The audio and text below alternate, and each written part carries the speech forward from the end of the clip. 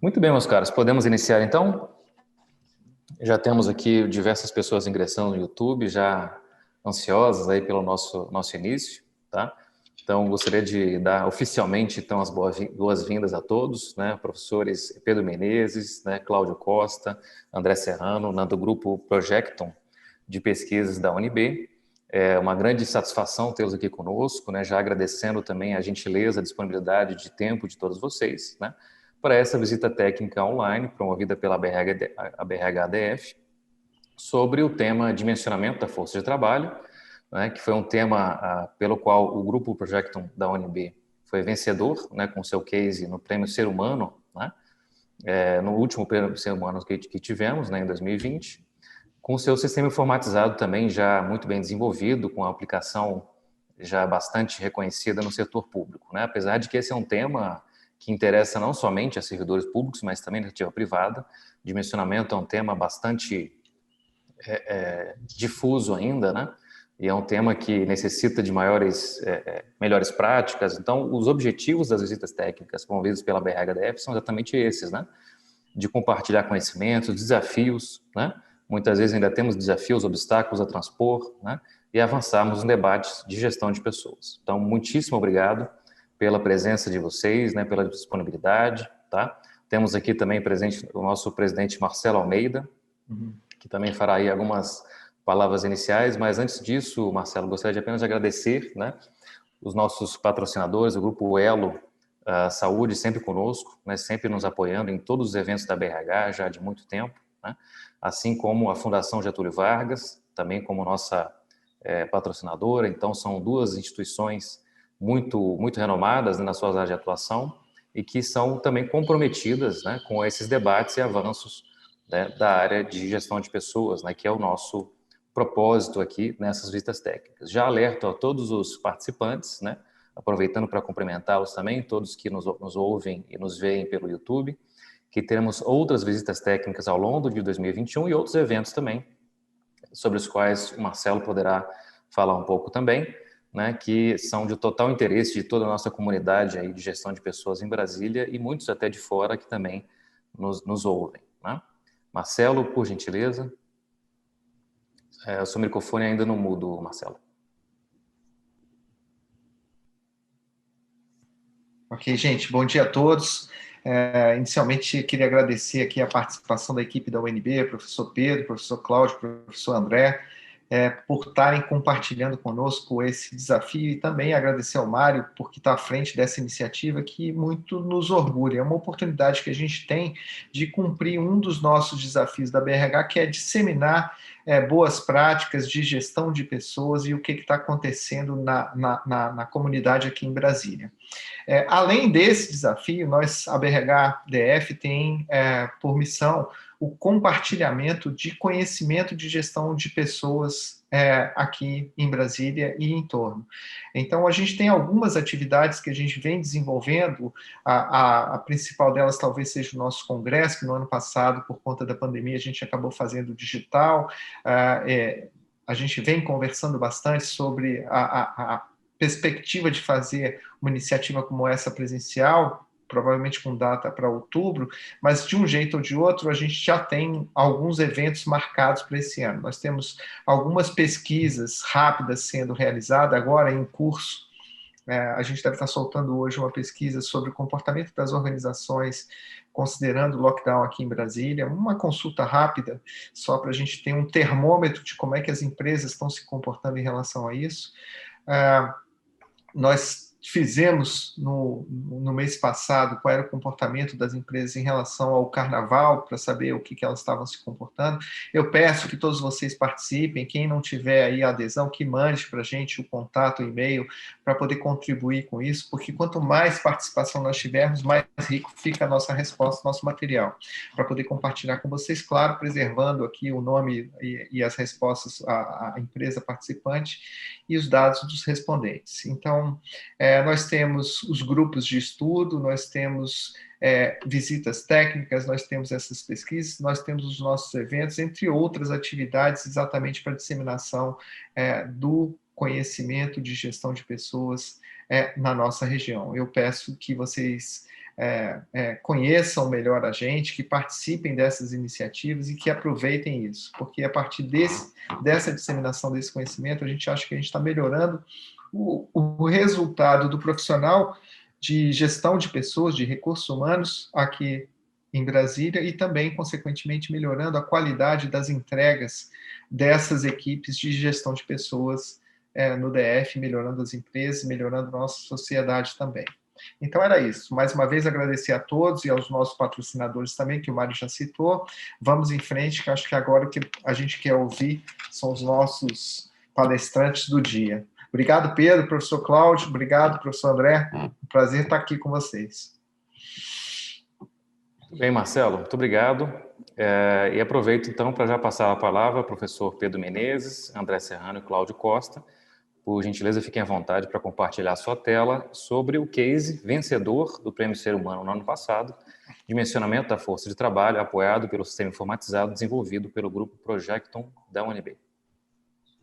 Bom, prazer, né? Enfim, sejam todos bem-vindos, né? Para a gente é uma honra poder compartilhar com vocês os frutos de uma longa agenda de pesquisa empreendida pelo Grupo Projecton, tá? Da Universidade de Brasília, e, né,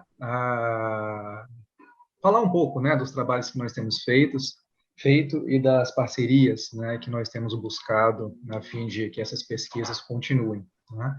Eu vou fazer uma apresentação, eu prometo que serei breve, tá? O Cláudio, em seguida, ele vai apresentar para todos, né, rapidamente o sistema de informação, tá? Que é um sistema que, entre outras coisas, né, que é o foco da reunião, ele opera a mecânica do dimensionamento da força de trabalho, e o professor André Serrano está aqui, né, para a gente conversar com todos ao final, no caso de dúvidas, de comentários, tá? A gente se organizou desta forma para que a gente possa consumir o nosso tempo de forma bem eficiente, tá? Vou fazer uma apresentação simples dos colegas, tá? Só para que seja rápido. O professor André Serrano, né, ele é o coordenador do grupo de pesquisa, é o diretor-geral, por assim dizer, do Grupo Projecto. Ele é matemático, né, de formação, e ele tem mestrado e doutorado em economia, né? Ele trabalha hoje no Departamento de Engenharia da Produção da UNB e no programa de pós-graduação em Ciências Contábeis. É meu amigo, é meu colega desde 2009, né, quando a gente se torna professor da UNB.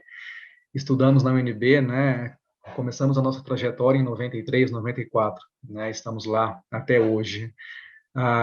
Eu sou Pedro Menezes, eu trabalho no programa de pós-graduação em administração e no mesmo departamento de administração. A minha formação é toda em psicologia, graduação, mestrado e doutorado, né? Sempre trabalhei com temas, né, tipicamente aí desenvolvidos pelos setores de recursos humanos. E com o André, eu coordeno os projetos de pesquisa, né, e no grupo assumo o cargo de diretor científico, né? O Cláudio Costa, né, ele é servidor público, tá, do TST, ele é nosso colega de pesquisa, está conosco há muito tempo, aluno de mestrado da Universidade de Brasília, e ele é responsável, né, pela coordenação, pela direção de toda a equipe de desenvolvimento, né, de TI, que desenvolve os sistemas, né, de apoio às pesquisas que nós fazemos. Tá? Esse grupo é um grupo muito maior, mas, enfim, para a sessão de hoje, né, somos nós três que estamos aqui, tá bom? Vou compartilhar com vocês uma apresentação, depois, se alguém quiser, tá, a gente pode compartilhar isso e outros tantos materiais. Lembrando, nós somos um grupo de pesquisa e a nossa missão, acima de tudo, né, é contribuir para a transferência de conhecimento e tecnologia da universidade pública, né, para os setores. Deixa eu compartilhar aqui com vocês a minha apresentação.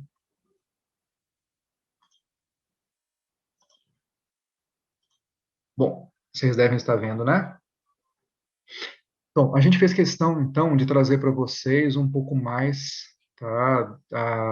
Um pouco além daquilo que a gente trabalhou no case, que é o DFT. O DFT é uma peça-chave, tá? Mas como grupo de pesquisa, né, nós estamos ampliando constantemente as nossas agendas, os nossos esforços.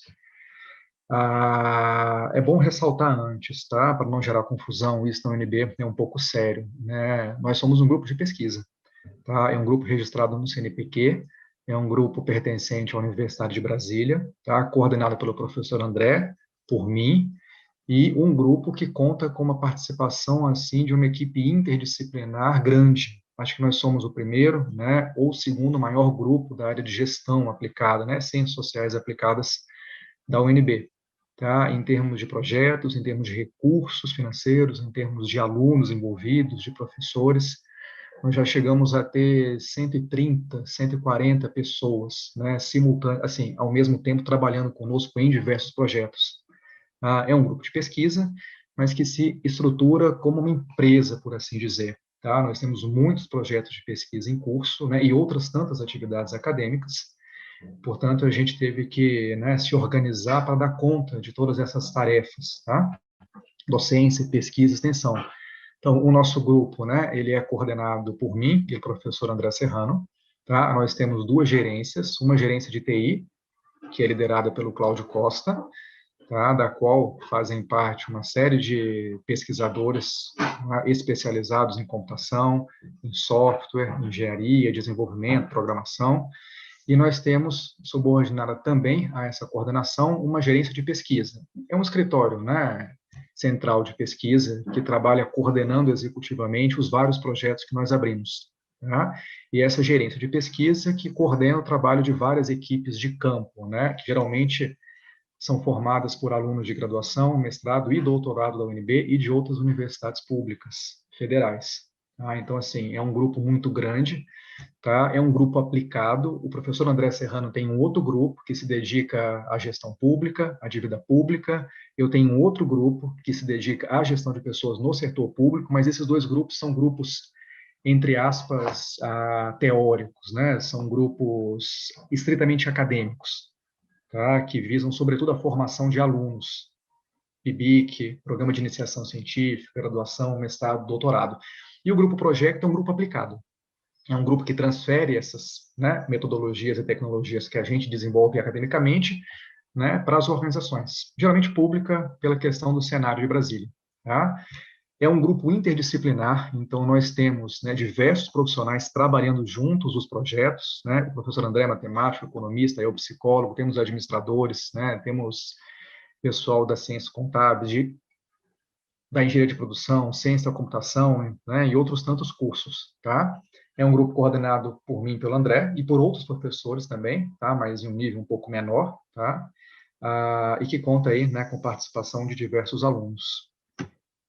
Bom, sobre DFT, né, especificamente, tá? Esse tema, né, ele é pesquisado pelo grupo há mais de 10 anos. Tá? A gente já trabalhou com, né, com diversos parceiros, nos quais nós tivemos a chance de desenvolver os modelos matemáticos, os métodos de pesquisa quali-quantitativo e a tecnologia. Tá? Então, já passamos pelo Ministério da Saúde, pela Conab, pelo Ministério da Economia, Justiça Eleitoral, TSE, TRE, Supremo Tribunal Federal, Agência Nacional de Águas, né? São parceiros, né, que nos apoiaram. Tá? Com transferência de recursos, nós trabalhamos com termos de execução descentralizada, tá? Para que essa pesquisa pudesse se desenvolver, ao ponto de hoje nós temos um aparato, tá? Enfim, que serve aí para grande parte das organizações, como o Mário colocou, não somente públicas, tá? Para as organizações em geral. Então, assim, é um projeto de longa data, tá? Que foi patrocinado por muitos parceiros, tá? Que permitiram que todo aparato se consolidasse. Tá? Nós somos, né, no mercado, assim, né, pelas organizações conhecidas hoje em dia, principalmente pelo dimensionamento da força de trabalho, tá? Mas nós temos outras tantas pesquisas, né, gestão do desempenho, análise do custo do trabalho, análise de eficiência de processos organizacionais, gestão da capacitação, gestão da produtividade. Tá? Tem um errinho aqui de redação, de digitação. Enfim, somos um grupo, né, que estamos pesquisando outras tantas coisas, apesar de sermos reconhecidos pelo DFT, tá? Que é objeto do case. Para quem quiser conhecer um pouco mais sobre o DFT, tá? Nós temos 4 livros e mais de 20 artigos, teses, dissertações publicados sobre o assunto. Tá? Esses 4 livros aqui são fruto da parceria que nós temos com o Ministério da Economia, desde 2018, que vai deixar para todo o Executivo Federal, tá, modelos, métodos e ferramentas de DFT, para que os órgãos façam, com recursos próprios, o dimensionamento. Tá? Então, quem quiser, a gente compartilha também os links para que esses livros sejam encontrados com maior facilidade, tá? Mas estão todos na ENAP, no repositório da ENAP. Então, DFT, né? A gente é reconhecido pelo DFT, foi assim que a pesquisa surgiu, né? Pela agenda do professor André Serrano, foi o professor André Serrano que desenvolveu a ideia aplicada depois, né, no modelo matemático de DFT. Então, surge lá da agenda de pesquisa dele, muito preocupado com dívida pública, com gasto com o pessoal, isso em 2007 e 2008. Tá? Eu e o Cláudio entramos no grupo, né, depois de um tempo, trazendo as nossas expertises. Eu, gestão de pessoas, o Cláudio, TI. Tá? E foi ao longo desse percurso, né, que a gente descobriu que o DFT, muito importante, né, ele entrega para os órgãos a estimativa de pessoal ótima para uma determinada unidade organizacional, ou para um processo de trabalho, ou para um cargo, ou para uma carreira. Tá? Foi a partir dessas pesquisas e daquela trajetória que a gente percebeu que o DFT, apesar de muito importante, precisava ser completado para que pudesse ser compreendido.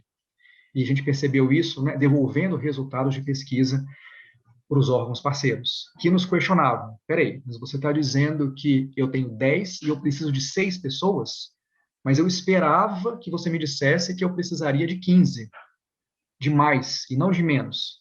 Né? E a gente entrava em alguns embates, né?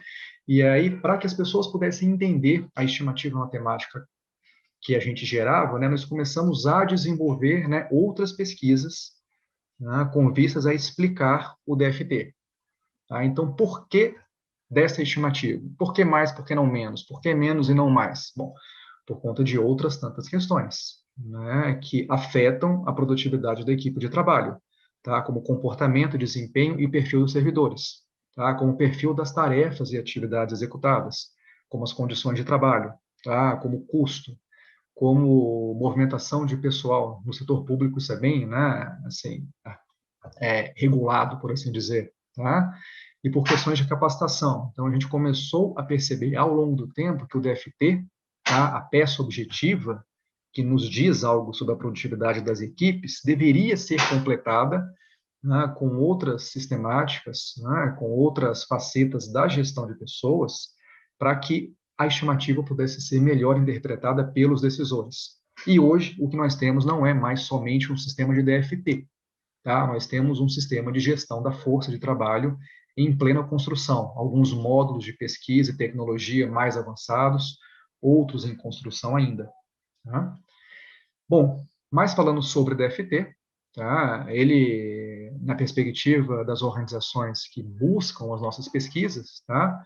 Ele serve, né, para uma série de objetivos, por assim dizer, tá? Principalmente, para caso de órgão público, para subsidiar negociações de recomposição da força de trabalho, para justificar pedidos de concurso, né, para as agências centrais de pessoal.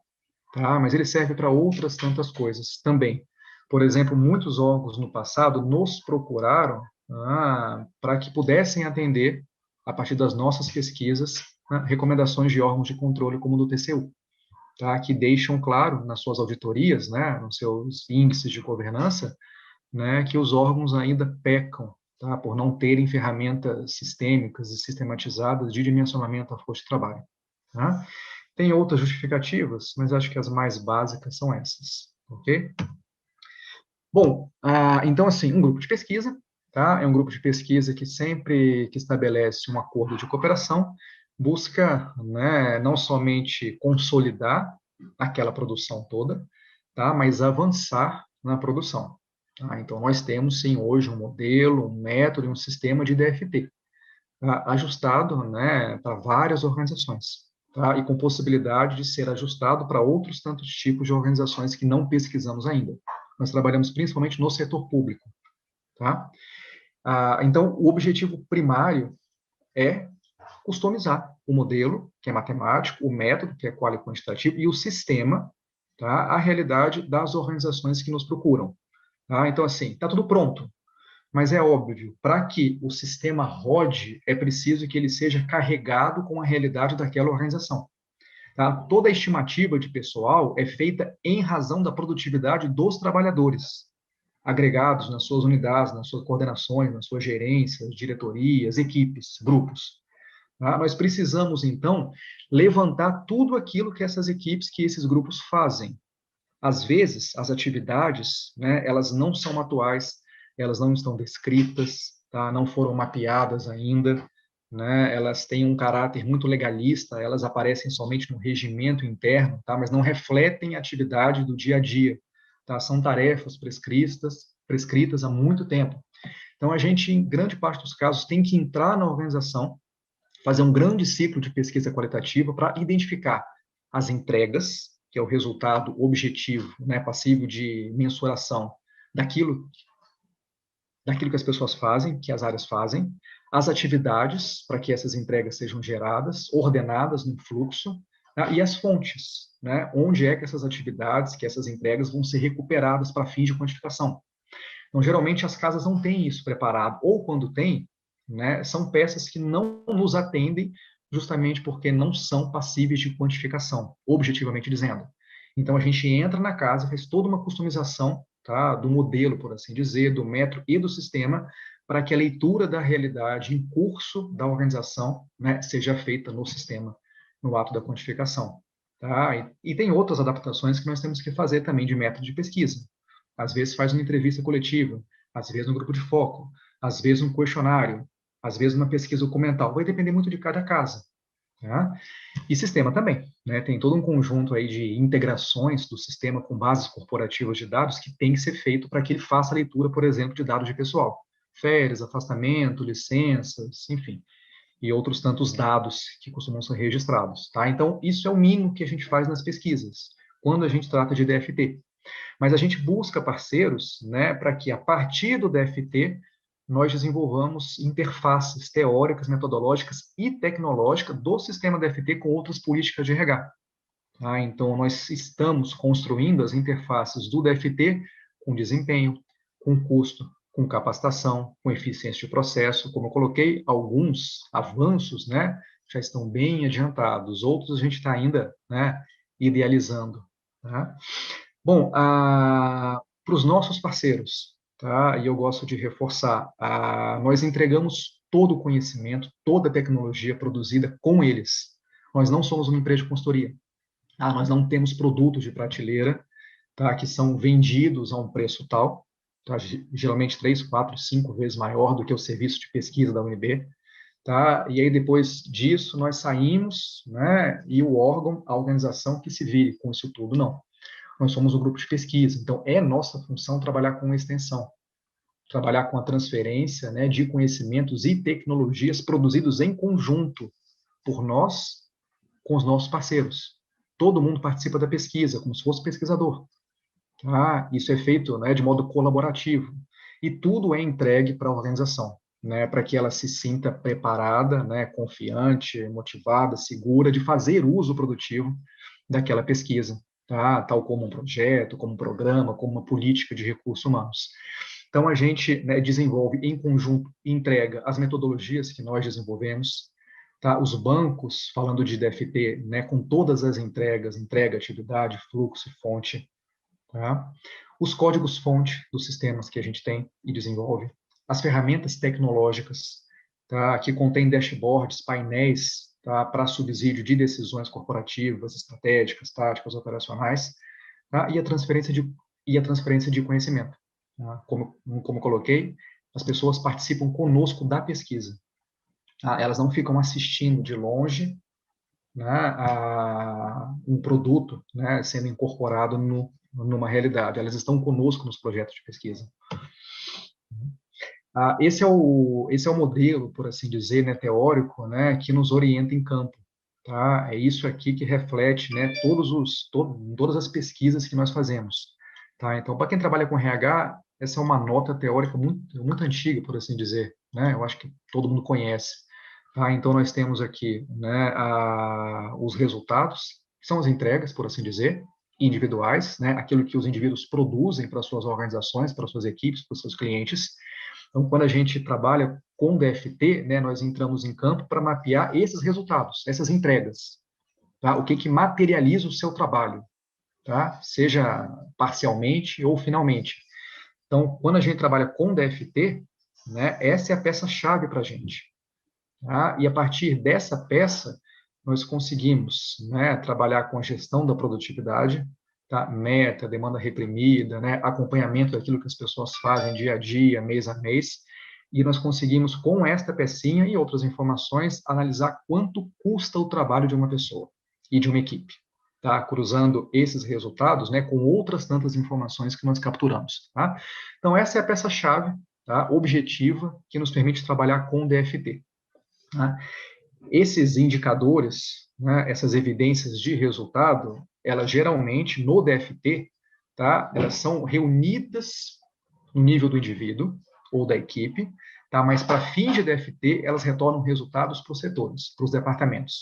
Então, quando a gente faz a estimativa DFT, a gente fala, olha, na sua equipe, no seu grupo, na sua área, você tem 10 e precisa de 15, você tem 10 e precisa de 5. Tá? Nós não entregamos no DFT resultados sobre as pessoas, tá? Porque nós entendemos que isso tem a ver com uma outra política de recursos humanos, que não é DFT. DFT geralmente é trabalhado para fins de movimentação de pessoal, tá? De dentro para fora, de fora para dentro, internamente. Tá? E a gente entende que é a política de gestão do desempenho que trabalha, né, também nessa perspectiva de resultados, mas aí individuais e não setoriais. Tá? Mas tendo a peça, né, coletada com as pessoas, nós conseguimos acender. Então, nós sabemos o que cada pessoa faz, quanto cada pessoa faz.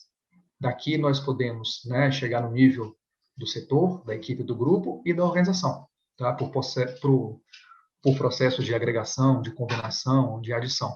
Tá? Isso é um dado, isso é uma questão de pesquisa. Então, olha, a gente, trabalhando o DFT, né, olha para resultado.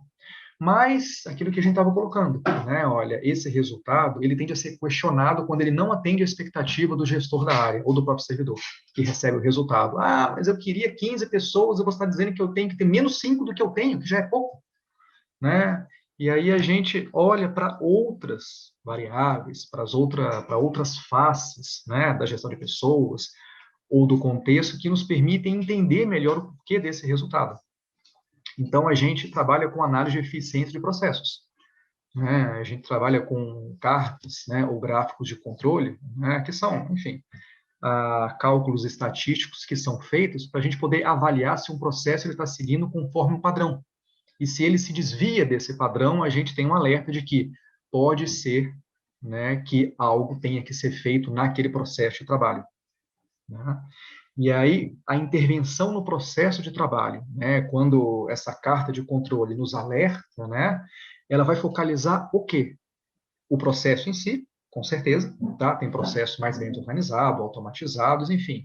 Mas, geralmente, eles exigem alguma intervenção, e para quem trabalha com RH, isso é clássico, tá? Nessas questões aqui, que são anteriores ao resultado. Então, olha, por que que um processo é mal executado, né? Por que que um resultado não é gerado? Né? Bom, talvez porque as pessoas não têm um bom desempenho, tá? Talvez porque esse bom desempenho, tá? Esse mau desempenho, né? Esteja sendo gerado por uma questão de um contexto precário de trabalho do ponto de vista material, do ponto de vista gerencial, psicológico, social. Talvez porque as pessoas estejam desmotivadas, talvez porque as pessoas não tenham as capacidades adequadas para aqueles desafios. Tá? Então, a gente começa olhando para o resultado e vai retornando no tempo. Processo, comportamentos, condições, motivação, capacidades, para que esse resultado possa ser compreendido. Então, essas pesquisas nós estamos fazendo, tá? Olhando para isso, só para resultado, nós fazemos o DFT, a gestão da produtividade e análise de custo. Isso está praticamente pronto hoje em dia, em outros sistemas, que não esse que vocês vão conhecer. Tá? A análise de eficiência de processo está quase pronta. Tá? Ela olha para processos. Tá? Gestão do desempenho, nós temos um sistema que faz isso. Tá? Que olha para questões contextuais, comportamentais, que é a percepção de desempenho, comportamento, e resultados. Né? Ela atrela comportamento mais resultados objetivos, para que a gente possa ter uma medida completa de desempenho, menos passível de fraudes. Tá? E nós estamos desenvolvendo outros sistemas, gestão da capacitação, gestão de carreira, né, que junta capacidade, motivação, condição, comportamento, e gestão da movimentação, tá, que é o sistema maior que junta tudo com tudo. Tá? Então, nós estamos criando isso. E essa é a base, essa é a ideia, essa é a lógica de todo o nosso trabalho. Tá? Isso é nota teórica antiquíssima no caso da área de recursos humanos. O que a gente está fazendo é, né, pesquisa para tirar do papel algo muito antigo e transformar em tecnologia, né, amigável, útil, né, que forneça informações de fato para os decisores. As bases do DFT, tá? Só para vocês entenderem, quando a gente entra em campo como equipe de pesquisa, a gente busca essas informações aqui. Tá? Então, a gente tem que medir, tem que mapear as entregas, tá? Que é a peça central do DFT, tá? Que permite com que a gente quantifique as atividades que as pessoas fazem. A gente tem que mapear o esforço, né? O quanto de tempo que as pessoas da sua carga produtiva, né, dedicam àquelas entregas. A gente não trabalha no DFT com cronoanálise, observando cada trabalhador para saber quanto tempo que ele gasta com cada atividade em 8 horas por dia. Tá? Ele que distribui, né, perceptualmente o seu tempo produtivo nas entregas da sua área. E nós, em alguns casos, tá, não trabalhamos com isso e registramos os indicadores de produtividade dos trabalhadores. Como professor, por exemplo. Né? Professor, fica difícil você pedir para o professor distribuir o tempo dele em 70 atividades que ele pode executar. Você entra no currículo dele, num sistema de informação de uma universidade, e você resgata esses indicadores de produtividade. Quantos artigos, quantos alunos, quantas aulas, quantas patentes, quantos projetos. Tá? É mais fácil trabalhar assim. Isso mostra que nós temos 2 modelos de DFT. Um modelo típico, tá? Que a gente roda principalmente com áreas de suporte, gestão e áreas finalísticas de cunho administrativo, por assim dizer. Tá? Mas nós temos também um modelo que a gente chama de atípico, tá? Que serve para alguns cargos e carreiras particulares, médico, professores, enfermeiros, policiais. Tá? Bom, além dessas informações que são base do DFT, a gente coleta todas essas informações, tá? Para que aquelas outras pesquisas possam ser feitas. Então, a gente pergunta sobre atividade, natureza, complexidade, alinhamento estratégico, previsibilidade, estabilidade, tipo de controle, grau de interdependência. A gente pergunta sobre as pessoas, variedade de habilidade, especialização, formação, capacidade, comportamento, amplitude e controle, né? Assim, desculpa, e sobre condições, amplitude de controle e condições materiais. Então, assim, aqui nós temos todas as variáveis que a gente precisa para que a gente faça os cálculos de DFT, tá? E para que a gente prossiga com outras políticas de recursos humanos integradas com o DFT, que é a agenda do grupo de pesquisa, né? Como eu mostrei no slide passado. Além disso, nós capturamos, tá, dados via integração de base de dados. Tá? O nosso sistema com base de dados. Né? Então, dados de pessoal, histórico de pessoas, carga horária, quantidade de faltas. É a partir disso tudo aqui, tá, que os cálculos de DFT podem ser feitos e que as outras políticas podem ser construídas. Tá ok? Bom, como é que o grupo trabalha? Geralmente, né, trabalhando com DFT ou com outras políticas, tá? Nós temos aqui 2 grupos que vão trabalhando, né, paralelamente. Então, tem o grupo de TI, tá, que vai trabalhando o desenvolvimento aqui tecnológico da ferramenta, as adaptações, as customizações, tá, para que o sistema receba dados coletados em campo por uma outra equipe, tá, que é uma equipe formada por alunos, graduandos, mestrandos, doutorandos, tá, que reúnem todos os dados necessários para que a gente faça a pesquisa. Este grupo aqui, esta equipe, né, ela produz com a gente um grande arquivo de dados. Enfim, um grande arquivo para que a gente possa estudá-lo, tá, descobrir relações entre as variáveis, para que a gente possa sustentar, teoricamente, aquele modelo que nós apresentamos. Tá? Então, assim, nós estamos trabalhando com análise de dados de pessoal, People Analytics. É isso que a gente faz. A gente produz um grande acervo com dados produzidos por nós, com dados capturados por nós, tá? Para que a gente possa pensar as políticas. Isso serve para o DFT, isso serve para todas as políticas. Tá? É mais ou menos assim que a gente organiza um ciclo de DFT, tá? Para quem quer conhecer. Tá? A gente tem toda uma estimativa, o dimensionamento que a gente faz em razão do prazo que nós temos de pesquisa, tá? Da quantidade de unidades organizacionais que nós temos que percorrer, e é a partir dessas 2, né, variáveis que a gente estima a quantidade de pessoas que devem trabalhar, tá? E como que essas pessoas vão se dedicar a cada uma das unidades organizacionais. Tá? Então, aqui nós temos os ciclos de pesquisa, tá? A pesquisa qualitativa para levantamento e produção de dados, depois uma parte de bastidor para a gente organizar o sistema de informação para que ele rode o DFT, e aí depois uma parte quantitativa, que é feita no próprio sistema por gestores e servidores. Então, até então, quando a gente chega nessa parte, os gestores eles vão quantificar as entregas das suas áreas. Quanto que a minha área fez, né, mês a mês, ano a ano, até que a gente tenha uma série histórica para fins de cálculo. Tá? E os servidores ou trabalhadores vão dizer, né, como que distribuíram o seu tempo produtivo naquelas entregas que a área executa. Tá? Então, com essas duas pecinhas-chave, entrega e esforço, tá? Mais os dados de pessoal, afastamento, licença, férias, a quantidade de pessoas na área, a gente consegue fazer o cálculo, né? Análise, resultados e a devolução. Tá? E é nesse momento aqui, né, que a gente retorna às áreas para dizer, né, algo sobre os resultados e ajudá-los a interpretar. O nosso sistema, tá, de DFT, ele está hoje com uns 20, 30 indicadores, tá, para que o DFT, para que a estimativa possa ser compreendido.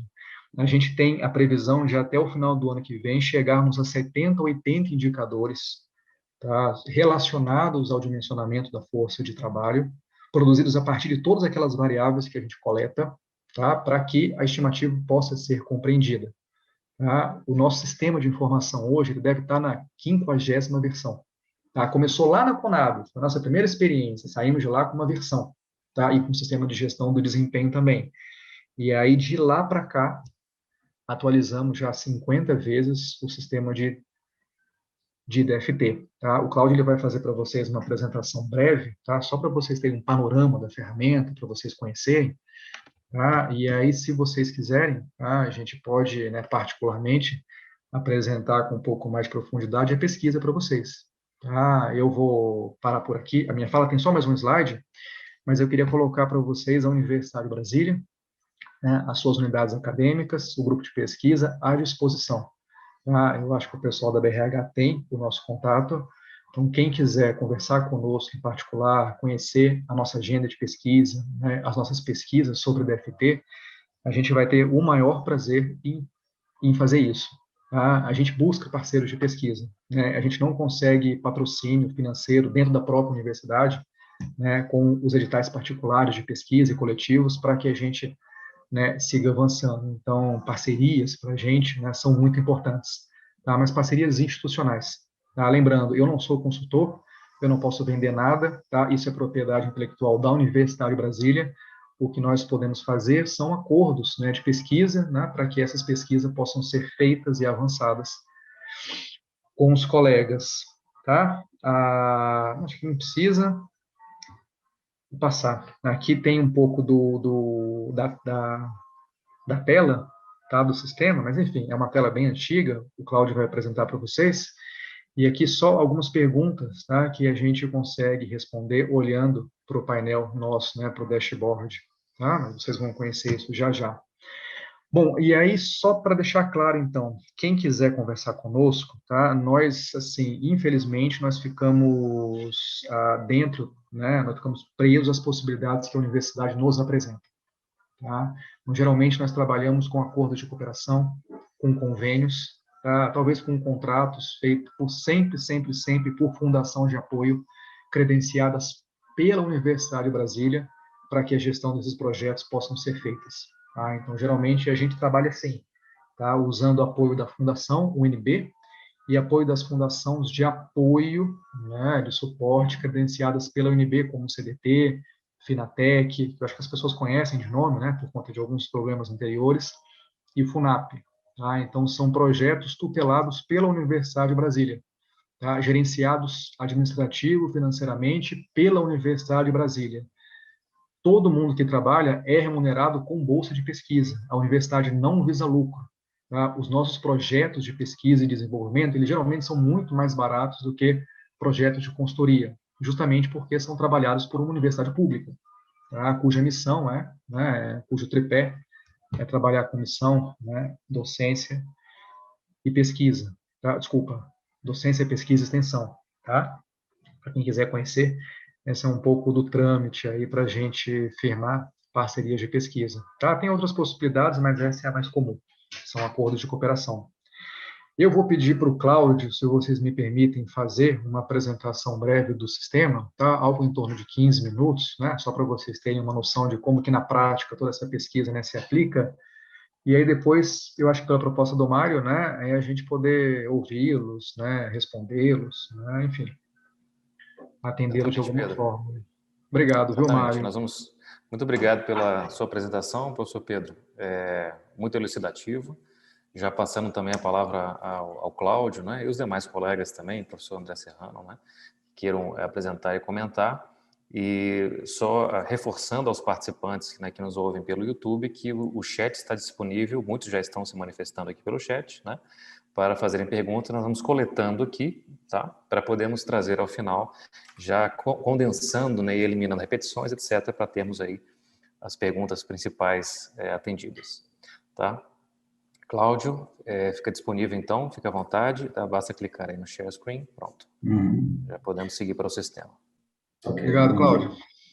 Bom dia a todos, tudo bem? Vamos lá, vou apresentar aqui bem rápido o sistema, né, com o tempo. Esse nosso ambiente aqui é um ambiente de desenvolvimento, tá? Os dados que estão aqui são fictícios.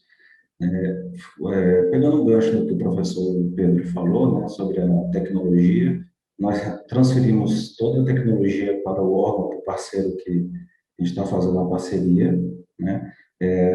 Apenas para vocês também informarem para a TI de vocês, se vocês quiserem, a tecnologia é toda feita com o mais moderno de mercado. Nós temos dividido no front-end em Angular e o back-end em Java, tá? Se vocês quiserem passar para a TI de vocês. Mas começando aqui a apresentação, nós temos 4 perfis do sistema. Temos o gestor geral, que é o que tem um maior acesso a todos os menus, um gestor de órgão, o gestor de unidade e o servidor, ou o usuário, né? Então, eu vou apresentar o sistema como gestor geral, porque ele tem acesso a todos os menus e todas as funcionalidades, tá? Para não ter que ficar logando e deslogando. Então, tá. Essa parte aqui da tipificação, somente o gestor geral ele tem acesso. E é aqui que a gente faz a configuração do que a gente vai trabalhar depois aqui na parte do dimensionamento, tá? Então, aqui nós cadastramos todos os órgãos. Deixa eu só diminuir aqui. Nós temos aqui o cadastramento dos órgãos, tá? Nós temos aqui as categorias de serviço e temos as unidades, as entregas. O que eu pegando no gancho do que o professor Pedro falou, nós temos aqui todo um banco de entregas que a gente faz levantamento quando a gente entra no órgão, né? E à medida que a pesquisa foi avançando, nós precisamos categorizar essas entregas. Então, por isso que nós temos aqui a categoria de serviço. Então, uma categoria de serviço tem N entregas, tá? Então, é por aqui que a gente faz o controle desses dados. Vocês podem perceber que é um padrão meio Google, né, que foi o que a gente adotou. Então, nós temos aqui os componentes bem Google. Sempre aqui no maisinho a gente faz o cadastro e a manutenção dos componentes, né? Se eu entrar aqui em entrega, vai ser a mesma coisa, se vocês observarem, temos todos os componentes. Podemos editá-los também, né? Nós temos aqui o cadastro das unidades dos órgãos. O professor Pedro também comentou sobre a integração que a gente tem com os órgãos. É um serviço que a gente faz. Então, a gente consegue, hoje, integrar com os dados corporativos dos nossos parceiros, tá? Uma vez integrado, nós conseguimos fazer aqui a importação automática dos órgãos através das unidades, das pessoas através das unidades, tá? Aqui nos órgãos, por exemplo, a gente consegue gerenciar os afastamentos, gerenciar as situações funcionais, vínculos e importar as unidades, tá? Apesar da gente fazer isso também com a parte de integração, o sistema está apto a fazer manualmente qualquer tipo de operação, tá bem? Nós temos aqui as cadeias de valores, que já estão cadastradas, os indicadores de produtividade, que isso aqui remete à pesquisa atípica, a metodologia atípica. Para a metodologia típica, nós utilizamos a categoria de serviço e as entregas, né? E temos aqui um cadastro de indicadores de pessoal, que são dados que vão ser utilizados para o cálculo do dimensionamento, tá? Nós temos aqui, agora saindo dessa parte da tipificação, nós temos aqui um cadastramento de pessoas, tá? Aqui não mostra nada porque nós temos que filtrar. Então, por exemplo, aqui eu já tenho os dados funcionais, eu posso editar o perfil da pessoa, eu posso editar os dados, né? Não vou abrir aqui agora, gerenciar os afastamentos dela, gerenciar as remunerações, se a gente quiser mostrar o custo, né? E redefinir sem apagar o usuário. Bem, como o tempo é curto, eu vou direto aqui para o dimensionamento, tá? Bem, eu vou vou mostrar para vocês um dimensionamento que já foi gerado, né? Nós temos aqui um que já foi calculado, né? Então, se eu vou devolver ele para ajustes, para que vocês vejam como a gente pode preencher um dimensionamento. Então, um dimensionamento, para ser criado aqui, nós temos aqui o padrão Google, né? Nós criamos aqui, botamos a data inicial e final. Eu posso dimensionar de, no mínimo, 2 meses até 18 meses. Esse dimensionamento aqui que a gente criou de teste, ele está do mês 10 ao mês 12, são 3 meses. E aqui são as opções que o usuário pode utilizar. Nesse caso aqui, eu vou mostrar para vocês o que o gestor de unidade, que é o chefe da seção, vai poder utilizar no dimensionamento. Então, eu venho aqui. O que ele pode fazer para esse dimensionamento? Ele pode selecionar as entregas, tá? Nesse caso aqui, já estão todas quantificadas, porém, eu posso, clicando aqui no maisinho, eu posso selecionar outras entregas. Então, por exemplo, vou fazer aqui um teste, eu vou adicionar aqui uma automação de rotina executada. Vocês podem ver que está aqui, o não quantificado. O que o gestor de unidade tem que fazer? Ele tem que entrar aqui e quantificar os resultados dele para os meses que ele selecionou. No caso aqui é outubro, novembro e dezembro. Vou mostrar para vocês aqui um já quantificado, que é esse daqui, ó. O gestor, ele falou para inserir no sistema que para essa entrega de atos realizados e evoluídos, ele fez 121 entregas em outubro, 106 em novembro e 60 em dezembro, tá? Eu vou escolher esse aqui para não atrapalhar o teste. E aqui está a situação todas quantificadas. Isso aqui quem faz é o gestor da unidade, ok? Vamos voltar. Ele também vai selecionar as pessoas que vão entrar no dimensionamento, tá? Ele já selecionou essas pessoas que estavam de teste na nossa base. Ele colocou o que elas são, se são gestores de entrega, se são executores de entrega, se são gestores ou apoio exclusivo. Nesse caso, cada pessoa que está aqui adicionada no dimensionamento, ela tem um login no sistema, onde ela pode entrar e cadastrar seu esforço. Nesse caso, eu vou simular como se eu fosse a pessoa, tá? Então, eu vou aqui quantificar esforço. E vocês podem perceber que aqui já foi feito isso. No caso aqui é a Ana, ela já colocou que no mês de outubro, ela faz 10% dessa entrega.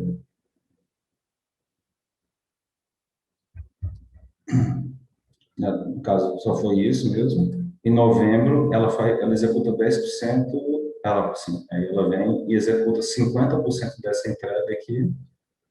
Foi isso que ela preencheu. E em dezembro, 10% dessa entrega. Mas vocês podem perceber que ela botou para esse dimensionamento que ela faz 10%. Um servidor, um usuário, ele pode estar distribuído em outros dimensionamentos. Então, nesse dimensionamento que a gente está fazendo aqui, a visualização, ela trabalha 10%. Porém, ela pode estar em outros setores ou algum tipo de força de trabalho, e nesse outro ela faz 90%. Por que a gente faz esse controle? Para que a pessoa não coloque que ela está fazendo 100% aqui e 100% no outro, no mesmo período de trabalho. Então, o sistema ele faz esse tipo de controle. Então, juntando todos os dimensionamentos e a distribuição de esforço, ela tem 100%. Tá? Voltando. O gestor de unidade também pode vir aqui e quantificar os indicadores de pessoal. No caso aqui, ele pode falar quantos dias de greve teve, quantos feriados que teve, no caso, novembro e dezembro.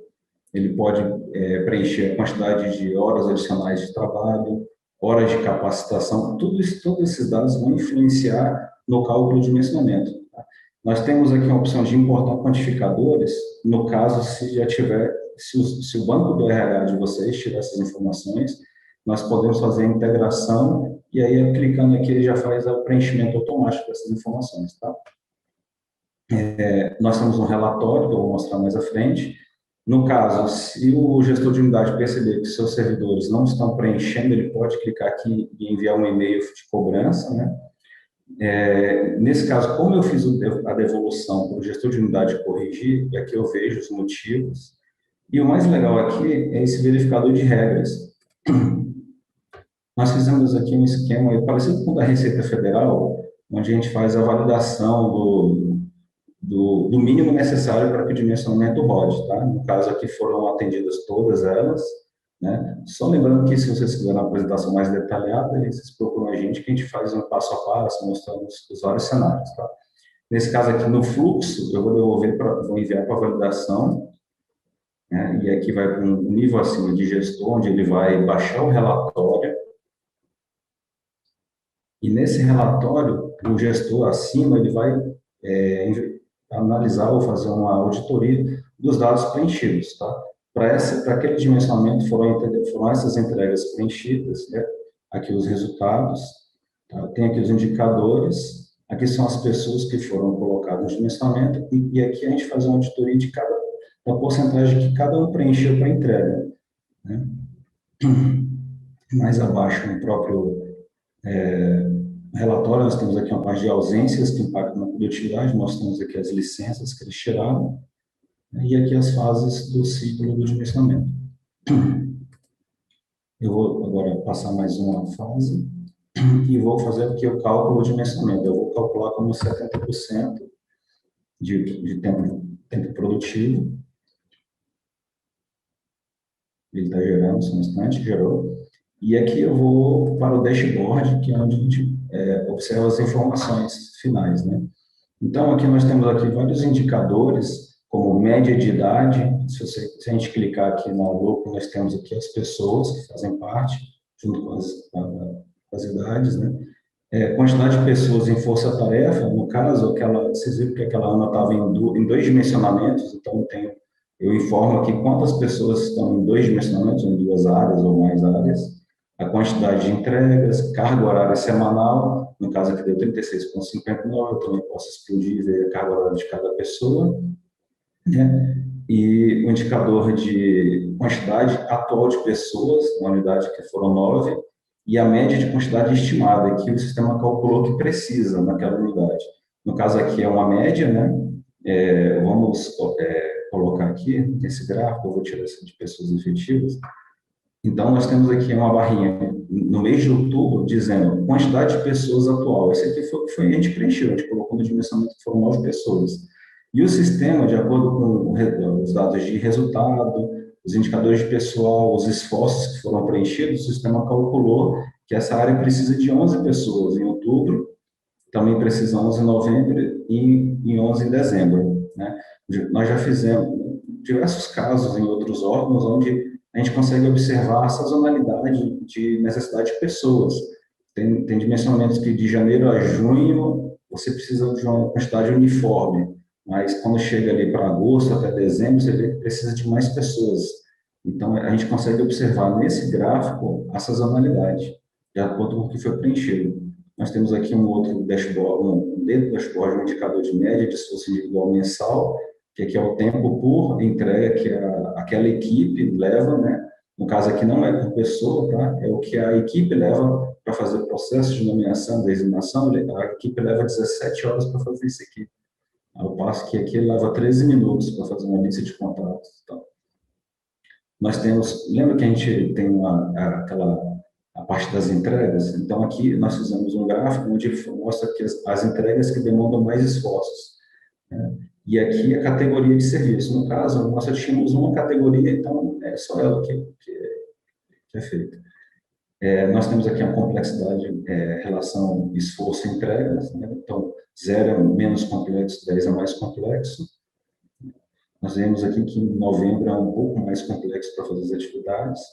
Nós temos um outro que é ausências que impactam na produtividade e de capacidade produtiva. Temos total de horas de equipe, pirâmide etária, situação funcional, depende do órgão que solicita, tá?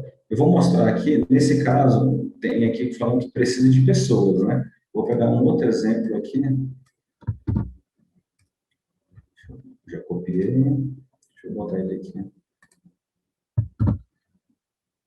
Aquele lá precisava. Nessa área aqui, já não precisa, né? Ele já diz o quê? Que ele tem 25 pessoas, mas precisaria de 16. Né? É uma diferença muito grande, mas se a gente fosse auditar todos os dados, aí vocês entenderiam o porquê. Seria mais um bate-papo mais detalhado. Mas esse é o sistema, professor. Mário, se quiserem, minha parte já finalizou. Muito obrigado pela atenção. Até mais. Obrigado, Cláudio. Mário, Excelente, Cláudio. a sua parte era isso. Já aproveitando, inclusive, para dar o parabéns aí por todo esse processo de pesquisa de vocês, de desenvolvimento. Realmente, o sistema é muito amigável, né, muito detalhado, tá? Realmente parece super interessante, traz diversas nuances, né, não só do ponto de vista da produtividade, mas outras questões que podem impactar também no dimensionamento da força de trabalho como um todo, né? E nós já recebemos também algumas perguntas aqui pelo chat, tá? E outras perguntas também por mensagem. Podemos já entrar nas perguntas? Vocês gostariam de fazer comentários finais? André, você quer fazer algum comentário, André? Ou quer? Não? Pode fazer as perguntas. Muito bem, pessoal. Vamos lá. Algumas perguntas são até um pouco semelhantes, mas vamos aqui pela ordem, né? Primeiro, como lidar ou parametrizar os tipos de atividades muito variáveis, né? Tais como comunicação, eventos, atividades que variam muito, que não são, digamos assim, padronizadas, né? Ou, às vezes, o atendimento interno ao servidor, que pode levar 5 minutos em um caso ou 4 horas em outro caso, né? E isso se conecta também com uma outra pergunta aqui, que é como as pessoas quantificam os esforços. Elas definem sozinhas ou há um padrão, há alguma forma, isso no sistema, ou seja, pelo que nós pudemos entender aí, né, e é das perguntas que vieram, o próprio servidor faz o input de dados no sistema. Seria isso? Ou isso envolve aquele processo de pesquisa qualitativa inicial? A pergunta acho que vai muito por essa linha, atividades variáveis, né, dificilmente quantificáveis e o esforço, né? Tá. Bom, como é parte de coleta, né, eu vou tentar responder, tá? Bom, sobre a padronização, a parametrização das atividades. Então, assim, quando a gente entra numa unidade organizacional, né, a gente entra em todas as unidades. Tá? Primeiro ponto, né, a gente entra em todas as frações, das menores às maiores. Tá? Então, a gente entra, né, precedido aí por uma pesquisa documental, né, com vistas a um conhecimento mínimo da área, mas depois a gente entra, faz contato com as pessoas, conversa com gestores, geralmente com especialistas em conteúdo naquelas tarefas, para que a gente possa tirar, né, ou a confirmação daquilo que a gente obteve na pesquisa documental, tá, ou da cabeça deles aquilo que de fato é feito pela área. Então, é ali que a gente mapeia as entregas. Tá? A gente pega essa pecinha quantificável, tá? E a gente mapeia também as atividades em fluxo. Olha, quais atividades são necessárias para que essa entrega seja gerada. E aí, né, essas dúvidas a gente já teve. Olha, mas qual é o nível de detalhamento, né, de precisão, né, na descrição das atividades ou das entregas? Por exemplo, se a gente cria uma entrega, né, relatório. Tem milhares de tipos de relatório. A gente sabe que alguns órgãos de governo, né, estão elaborando normas para regulamentar, né, o trabalho remoto, tá, baseadas em atividades entregues que são genéricas, né? Então, assim, relatório, por exemplo, é uma grande categoria, tá? Só que tem relatórios que levam 100 horas para serem feitos e relatórios que levam, né, 20 minutos, tá? E aí se torna muito difícil, de fato, a pesquisa, né? Você acaba misturando muita coisa naquela categoria. A nossa solução é mapear com maior precisão, tá? Então, vamos lá. Por mais que a gente esteja falando de relatório, né, tem milhares de possibilidades de relatório. Tá? A gente tem que especificar o que tipo de relatório, né, qual a natureza do relatório, entre aspas, qual a complexidade do relatório que na sua área é feito. Né? Então, assim, a gente parametriza, se eu bem entendi um pouco a pergunta, né, essas grandes categorias, não trabalhando com grandes categorias, mas trabalhando com, né, pequenas categorias, né, entregas específicas, pontuais, trabalhadas por cada uma das áreas. É óbvio que se a gente percebe que essas entregas elas são transversais, elas aparecem em muitas unidades, elas vão ser todas posicionadas, né, naquele sistema de classificação na mesma categoria de serviço. Então, categoria serviços de, enfim, apoio administrativo, eu não sei. Tá? E esse serviço, ele aparece em várias unidades, mas ele aparece especificamente assim nesta unidade, especificamente daquela forma naquela unidade. Tá? Então, é assim que a gente trabalha com essa problemática. A gente entra a fundo, produzindo descrições específicas, pontuais, que servem para cada unidade. Tá? Do contrário, a gente não consegue fazer isso mesmo. Tá? Você tem uma variação absurda, né? E aí o cálculo ele fica, né, como a categoria de referência ela é genérica, é óbvio que o cálculo ele vai ser, né, enfim, muito torto também, tá?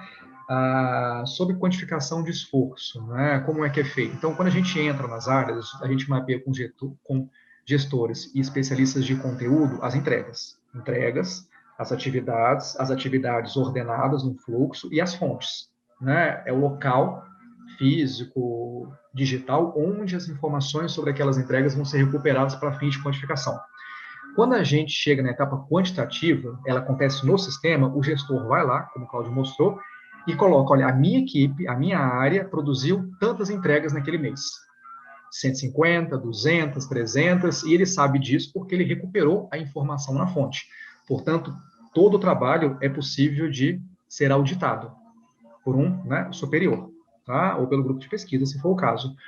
O trabalhador, seja um servidor, funcionário ou colaborador, ele pega a jornada de trabalho dele, olha, meu contrato é 40 horas, é 20 horas.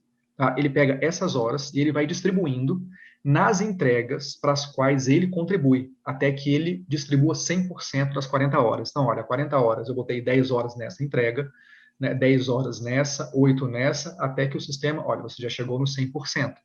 Tá? A gente entende que eles não trabalham em todas as entregas, e que, a depender de questões pessoais, né, particulares ou contextuais, cada um tem um tempo X, né, de dedicação àquela tarefa. Então, tem gente, por ter muita capacidade, faz aquilo em X horas.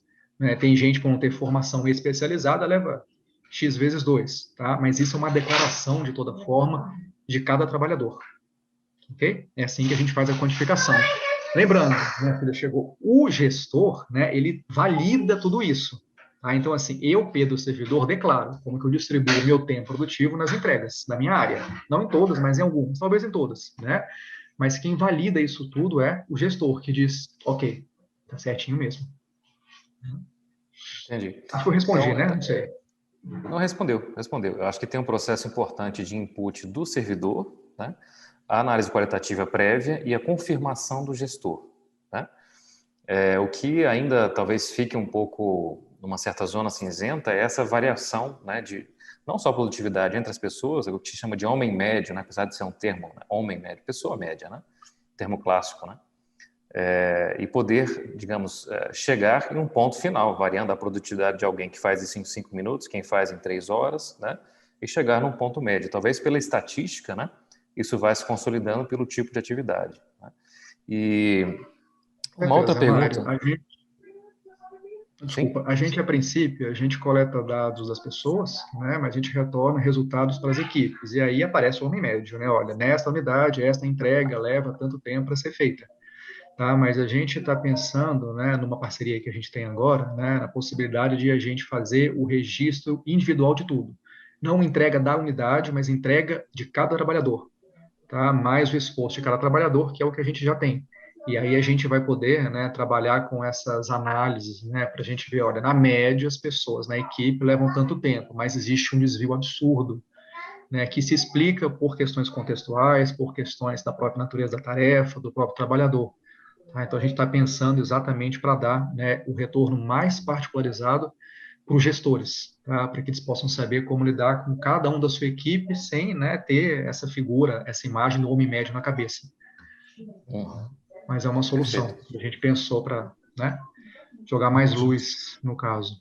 Sim. Eu me recordo do caso da CGU, né, Controladoria Geral da União, que tem um material muito interessante, que é um normativo interno, né, que tem lá no seu anexo uma quantificação de horas por atividade no trabalho presencial e no trabalho remoto. Né, um dos modelos mais avançados em trabalho remoto que nós temos aí na administração pública, né, e é super interessante. Não necessariamente vai condizer precisamente, né, com a capacidade de cada um, mas é uma estimativa, né, baseada em estatísticas anteriores que auxilia nesse sentido. Claro que isso vai variar entre servidores muito experientes, servidores recém-contratados, né?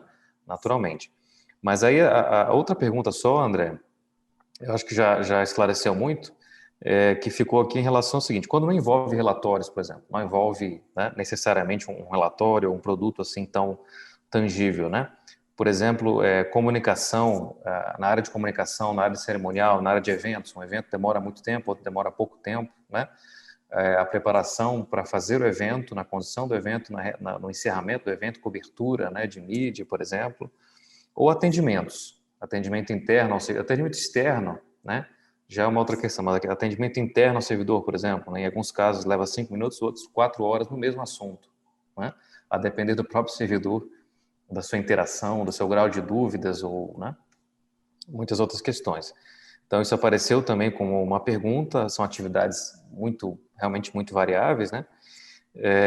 E uma outra pergunta que chegou por mensagem também, como lidar com demandas imprevistas? Ou seja, não são atividades tradicionais, não são coisas, né, digamos assim, no script, tá? Nem na descrição de cargo, nem um regimento, como você citou, né?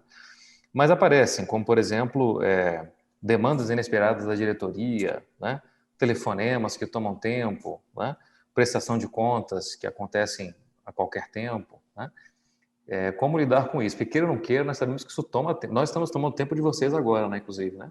Então, no dimensionamento de vocês, nós estamos contabilizando aí pelo menos 2 horas, ou mais até, né, pela preparação prévia de vocês, né? Então, essas demandas aleatórias que podem acontecer, como lidar com isso? Se entra em uma categoria específica de demandas aleatórias, né, ou em alguma margem, né, de tempo. Todo trabalho. Vocês estão me escutando? Sim, é um pouquinho baixo, mas escutando, sim. Todo trabalho, a gente tem como fazer essa precificação. Lá no sistema, o Cláudio ele não mostrou tudo, né? A gente consegue verificar complexidade, produtividade, a gente tem diversos outros indicadores que são lastreados para tentar garantir ao gestor a tomada de decisão. O sistema de suporte à decisão, onde ele tem um quantitativo de indicadores, que vão garantir esse tipo de informação.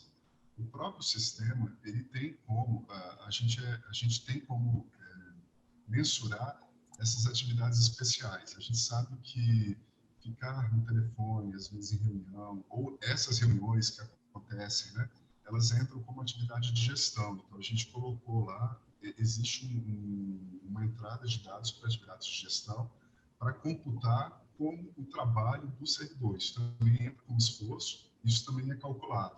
Então, a gente teve essa preocupação de tentar calcular o tempo que a equipe gastava para gerar cada entrega, né? Claro que essa informação ela se deu por meio do esforço, que é uma proxy da complexidade. Então, a gente entra na área, isso existe validação, não é assim, a gente entra, pergunta e fica por isso mesmo, não. Existe todo o levantamento qualitativo, depois que é feito esse levantamento qualitativo, o servidor ele é instruído, porque já foi feito o levantamento de todas as macro-entregas, foram feitos o levantamento das atividades, isso já foi imputado no sistema, né? Então, depois que é feito isso, o servidor ele tem acesso ao sistema de uma parte muito específica, onde ele vai colocar esse esforço dele. Caso existam atividades específicas ou atividades especiais, ele vai ter um ícone lá para ele marcar. Eu fiquei 30% do meu tempo fazendo reuniões, né? E isso impactou os outros resultados. Mas o fato dele ter ficado em reunião é como se fosse um produto. A gente tem pensado muito nessa questão de que isso já está sendo estudado e implementado numa nova versão do sistema, né? A gente vai tentar agora colocar isso em prática num dos órgãos que nós estamos com parceria, que é criarmos a questão do diário de bordo. Esse diário de bordo nós tentamos implementar lá no STF, mas a gente não conseguiu, no qual o servidor, toda semana ou diariamente, ele vai registrar o que ele de fato fez, justamente para não ter esse gap ou essa lacuna, né? Dele não saber de fato ou gerar algum tipo de informação que possa enviesar o resultado. Então, a gente procura atualmente, todos os cálculos estão sendo feitos na média, ou seja, você faz a análise pela equipe, só que a gente já tem hoje desenvolvido a ferramenta para desenvolver isso de forma individual. O grande legal disso é porque, no final do dia, quando isso for implementado, a gente vai conseguir analisar o comportamento do indivíduo dentro de uma unidade produtiva. Então, quando for pensar numa avaliação de desempenho, a gente vai começar a discutir ou colocar em xeque aquela avaliação 360, né? Ou seja, não vai haver mais uma necessidade de uma validação de um chefe ou do chefe chegar e falar, não, de fato, fulano fez isso ou aquilo. Não, isso vai estar registrado no sistema. O papel do chefe e do RH vai ser mais do ponto de vista de auditar aquela informação para verificar se aquilo é verdade ou mentira. Então, o chefe ele vai olhar se aquela informação é coerente ou não é coerente. Então, a partir do momento em que o servidor ele começa a preencher as suas atividades diariamente, semanalmente, a gente consegue parametrizar isso por indivíduo e também vai conseguir mensurar de uma forma melhor a questão dessa produtividade. Isso vai gerar um resultado que é a avaliação desse indivíduo sem qualquer interferência de qualquer outra pessoa. Ou seja, a avaliação de desempenho dele vai estar totalmente focada no que se refere à questão da produtividade. Hoje, a gente verifica a questão da produtividade com a questão da complexidade. Isso já é feito, mas a gente mede a produtividade com a complexidade da equipe. A gente está agora na fase de arrumar para fazer a análise da produtividade individual. Né? A gente não teve, nesse momento, né, até agora, a gente não conseguiu testar o que já foi criado, né? Porque na administração pública isso gera um grande desconforto, né? Porque nem todos têm esse interesse de que a gente consiga verificar de fato o que o indivíduo está fazendo. Aí a gente tem uma questão altamente complexa, porque aí sindicato vai entrar, grupos de interesses vão entrar, etc.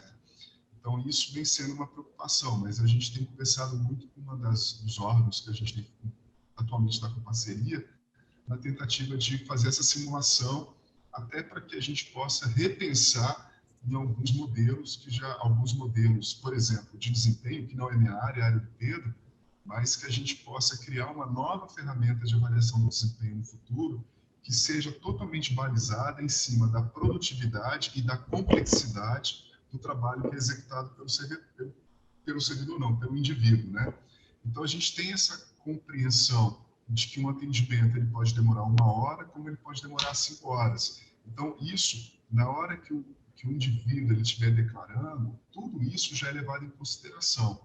Então, a gente vai ter campos específicos que ele vai poder tentar, ele vai justificar isso, né? Ele vai justificar, e a gente tem pensado em mecanismos de auditoria, né? Que é justamente para tentar verificar se sempre, por exemplo, o servidor sempre tem um atendimento mais moroso. Né? Qual é o problema? É o indivíduo que está atendendo? Será que ele sempre atende problemas complicados? Né?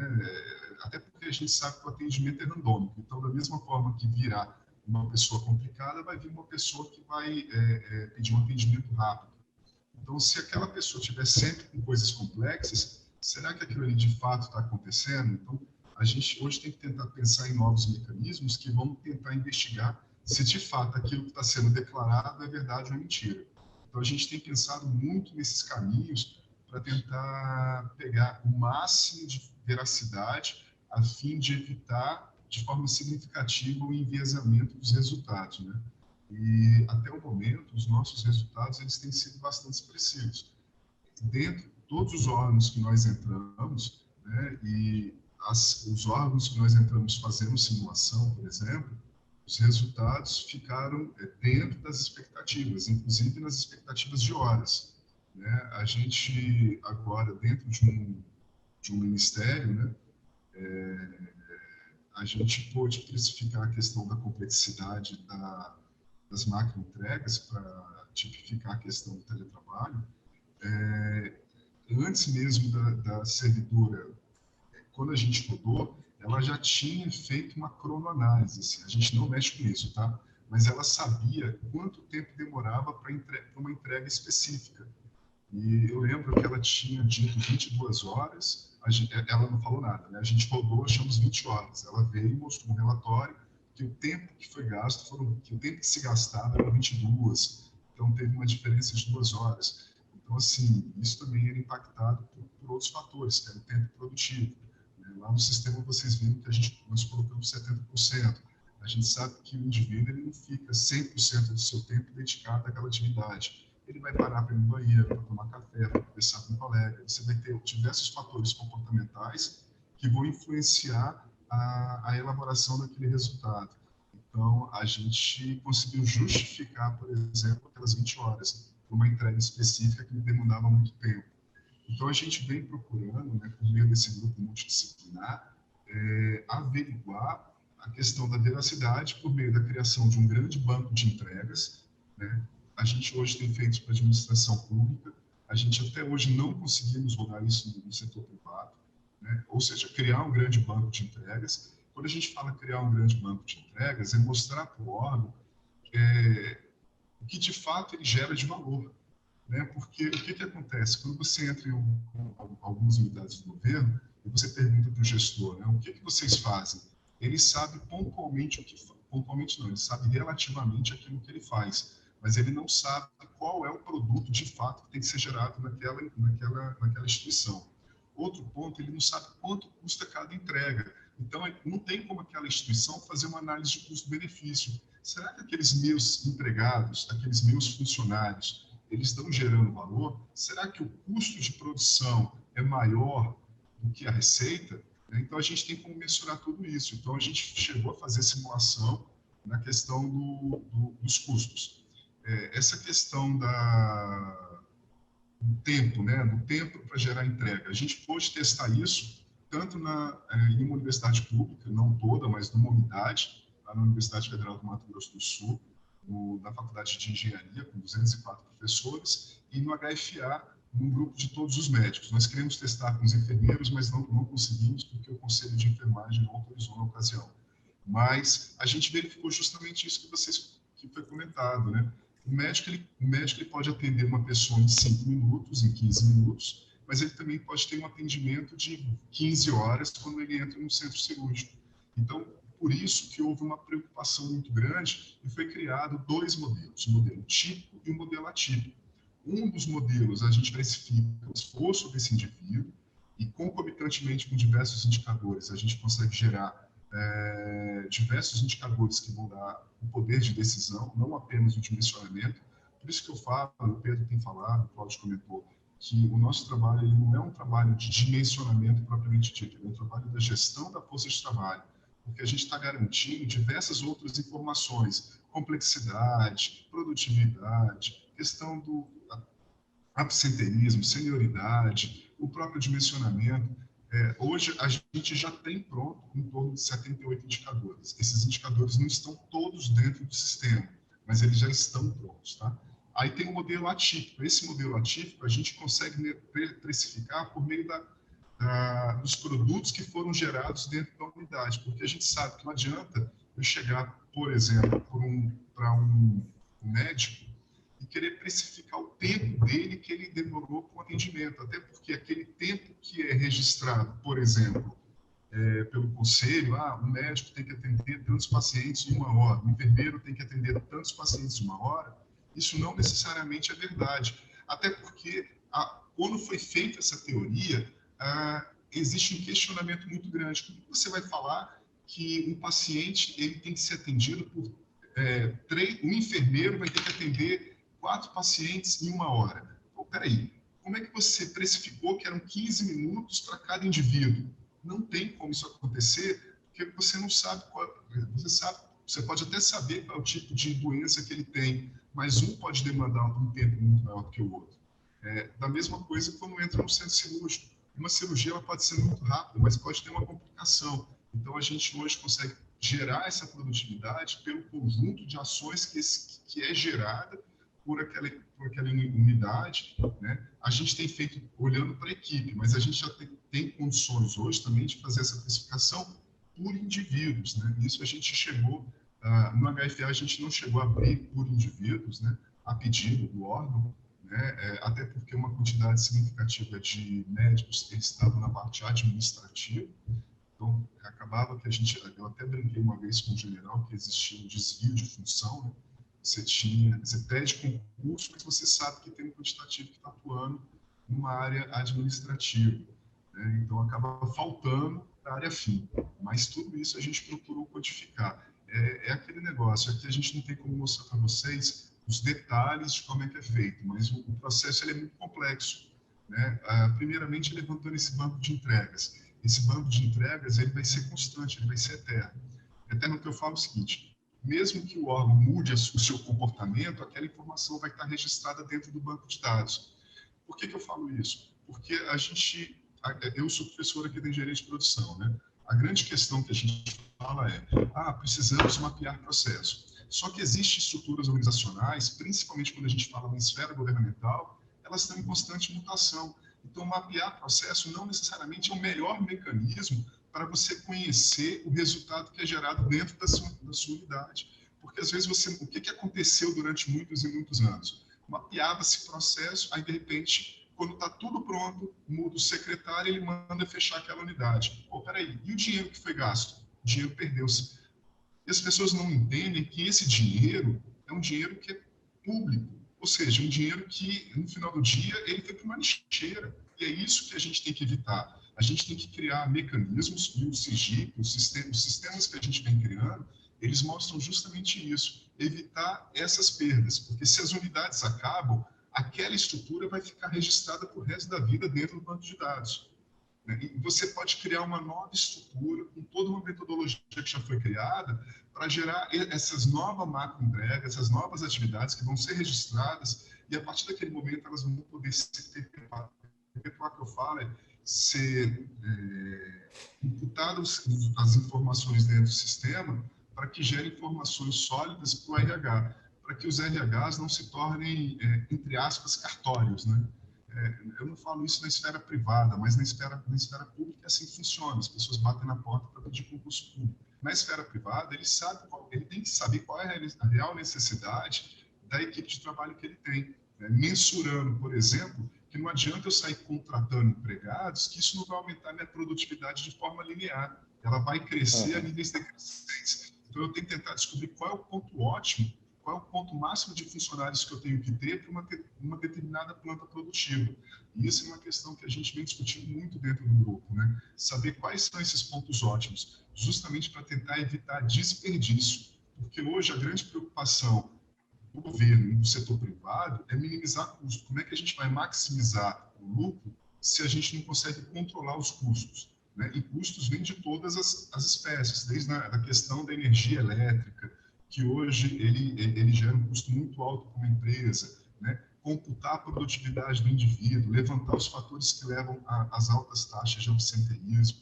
Então, tudo isso a gente vem procurando controlar dentro dessas ferramentas que a gente vem criando, que é um sistema de suporte à decisão, onde contempla essa questão da força de trabalho, como foi apresentado pelo Pedro, né? O dimensionamento é uma fatia. A gente hoje tem um conjunto de outros elementos que conversam entre si e que dão informações significativas a respeito do real funcionamento de uma estrutura, né? Tanto privada quanto pública. Perfeito, professor André. Acho que é bem interessante esse processo que vocês adotam. Acho que ele se pauta também muito pela agregação do volume de dados, né? Que ao longo desse banco, do preenchimento desse banco de dados, isso vai aumentando o volume, reduzindo, né? A margem, a variabilidade, né? Mas com certeza ainda existem esses fatores todos que intervêm, sem dúvida nenhuma, na qualidade, por exemplo, como você citou, né? Me recordo, inclusive, de parâmetros da OMS, da UPAS, não me lembro agora, que já determinava ali em torno de 35 minutos, algo assim, o atendimento de um médico, né? Ao passo que se ele atender em 15 minutos, ele daria mais vazão, ele eliminaria filas, só que aqui a qualidade, né? Então, aí teria retorno, as pessoas voltariam, por que não, né? Mesma coisa com o trabalho do servidor, exatamente isso. Ou seja, a entrega é muito rápido, talvez seja até abaixo daquela média de tempo, mas isso aquilo retornar para correções, né? Então, tem o fator qualidade, ou seja, entrega uma vez e está entregue, ou entrega uma, duas, três vezes porque houve erros ou inconsistências, né? Então, isso é um ponto importantíssimo. Nós tivemos também outras perguntas que chegaram agora, apenas uma complementação da anterior, né, que comentaram em relação a essa confirmação pelo gestor, né, que é um processo importante, mas que mesmo assim o gestor pode até confirmar algo que eventualmente não é como de fato acontece. Na realidade, há um risco também aí, né, do gestor confirmar um grau de tempo, né, ou de produtividade que não necessariamente é aquilo por um certo acordo aí, né, com a sua equipe. Isso foi colocado também, isso acaba trazendo algum grau de incerteza, né, infelizmente. Mas aí acho que entra no que vocês citaram da auditoria, né, que é o processo de auditoria que estão desenvolvidos exatamente para tentar contornar essas situações, né. E nós tivemos mais duas perguntas aqui, perdão, três, tá? uma da Thaís Lopes, do Paulo Antônio Lima Costa e do Gustavo Modeluna. Da Thaís, então, no caso de diminuir a quantidade de pessoas, tem algum direcionamento de quais perfis deveriam ser mantidos na equipe e quais podem ser realocados em outros lugares, né? Se há, desse ponto de vista mais qualitativo, né, ou da produtividade individual, né, para realocação, tá? E as outras duas perguntas são, uma, acho que já vai de encontro ao que o professor André Serrano mencionou, mas que vale a pena explorar também, como são correlacionados para o cálculo da DFT as outras variáveis relacionadas à gestão ampla da DFT, como capacitação, motivação, movimentação. Ou seja, se não me engano, apareceu isso no sistema de vocês também, né? E como que isso influencia no dimensionamento, sendo fatores bem mais, vamos chamar assim, de voláteis ou mutáveis, né, com o tempo, tá? E a última pergunta, e aí encerramos por aqui as perguntas, né, para não nos estendermos muito além da nossa previsão do tempo, né? Como vocês lidam com órgãos que estão dentro de outros órgãos? Como é o caso das procuradorias, onde estão os procuradores que não pertencem a um quadro de um órgão, mas utilizam o RH local, né? Se não me engano, tribunais de contas têm Ministério Público de Contas dentro da sua estrutura, né? Que não é dentro da sua estrutura formal, e sim uma ponte, né, com o Ministério Público, e aqui citado então pelo Gustavo Modeluna, né, os procuradores que não pertencem ao quadro daquele órgão, mas estão dentro da sua RH.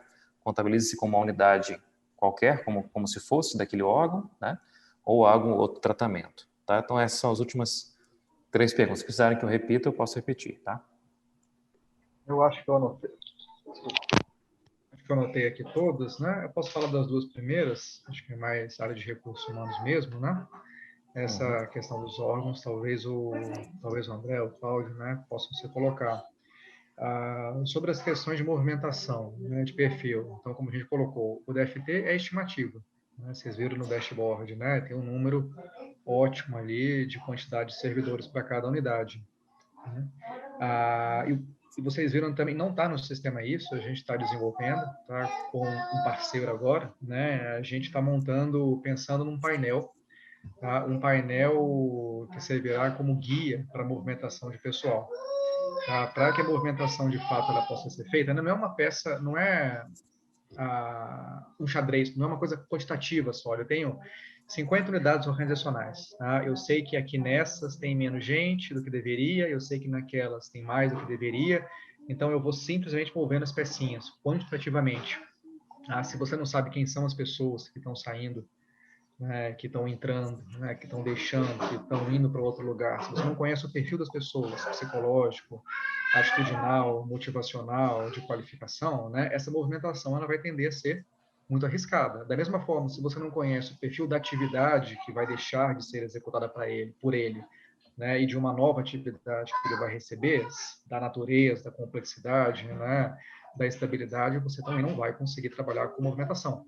Tá? Se você não conhece de contexto de trabalho, olha, aqui o chefe tem um perfil mais assim, aqui o chefe tem um perfil diferente. Tá? Se você não conhece do contexto psicossocial, por assim dizer, de cada unidade, essa movimentação vai tender também ao fracasso. Tá? Então, assim, aquelas outras peças que a gente vinculou ao DFT, né, capacidade, condição, motivação, tá? E o próprio processo em si, as próprias atividades ordenadas em si, né, se elas forem desconhecidas, o DFT, tá, para fins de movimentação, ele vai gerar muito risco para uma área de recursos humanos ou para uma área decisora. O que a gente tem feito? A gente não tem isso pronto ainda, mas numa parceria que nós temos, tá, nós estamos buscando essas informações pela primeira vez. Tá? Informações que os órgãos têm, né, capacidade, desempenhos, né, eles chamam de entregas, enfim, tem conhecimentos, habilidades e atitudes, né, e informações que não tem sobre a atividade, sobre o contexto, que a gente, como pesquisador, sabe mapear.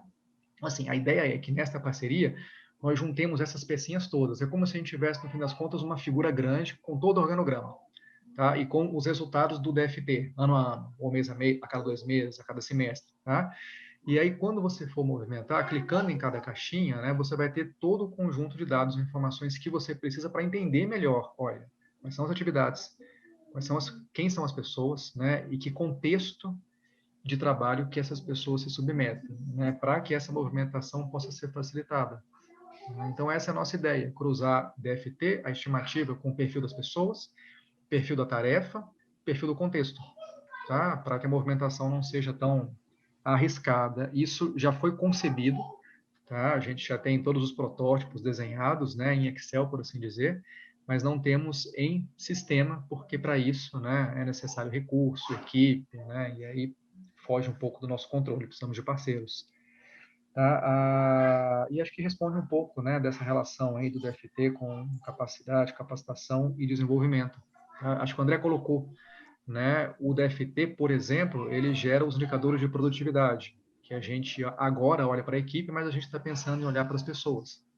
Então, combinando, né, a produtividade individual com os comportamentos de cada pessoa, né, aferidos por meio dos sistemas tradicionais, a gente começa a conseguir compor um score composto, né, como há muito tempo se fala. Então, avaliação de desempenho por resultado, mede o comportamento, mas mede o resultado também.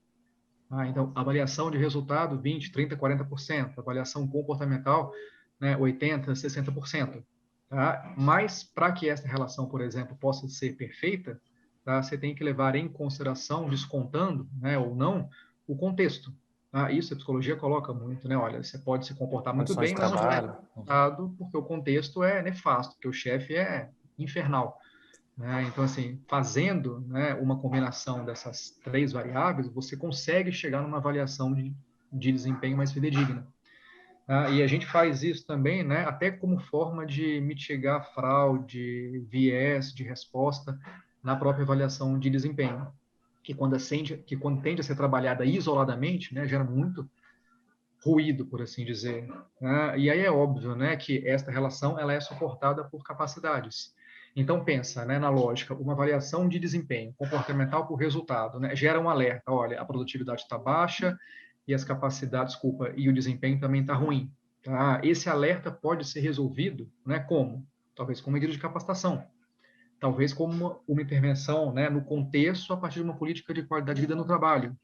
Tá? Então, assim, são essas pesquisas que nós temos que fazer, que nós estamos fazendo para que a gente possa ter esse sistema integrado. Tá? Mas a base de tudo, o cerne de toda a mecânica nossa é produtividade mais comportamento, que é o desempenho psicologia mais o desempenho administração.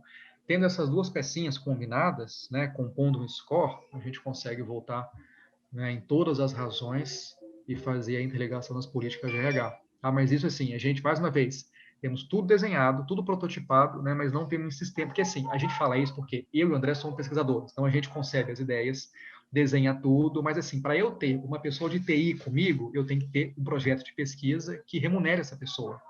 Do contrário, a pessoa de TI vai para o mercado de trabalho, né, que o mercado tem muita vacância. Então, assim, eu preciso manter a equipe de TI conosco com projetos de pesquisa. Então, quando a gente tem projeto, a gente roda o DFT e vai criando esses laboratórios, né, para que as agendas se desenvolvam. Então, isso está pronto na cabeça em Excel, né, não está pronto no sistema, por isso vocês só viram só uma parte. E essa questão dos órgãos, André, você quer falar? Posso falar também. É o órgão dentro de outro órgão, né? Ou seja, não fazendo parte daquele quadro, mas lotado naquele local e sujeito às condições, né, de trabalho daquele local. Né? Quer falar, André? Quer que eu fale? Cláudio já te levantou a mão, não sei se te levantaram a mão. Não, o sistema, Pedro, ele está bem apto a fazer essa estrutura manualmente, tá? Nós mostramos lá a importação das unidades na integração, porém, como eu disse, nós podemos fazer tudo manualmente, né? A gente pode construir uma unidade ligada a determinado órgão e cadastrar aquelas pessoas, tá? Então, o sistema ele está bem apto e bem, né, para poder fazer isso manualmente, não tem problema nenhum. A gente pode tanto cadastrar uma unidade, cadastrar como até uma força de trabalho extra daquela unidade, né?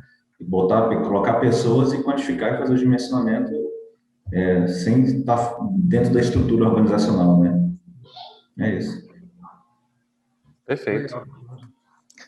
Excelente, meus caros. Acho que respondemos aí a perguntas. O André está tentando ingressar aqui por um outro mecanismo. Vamos ver aqui.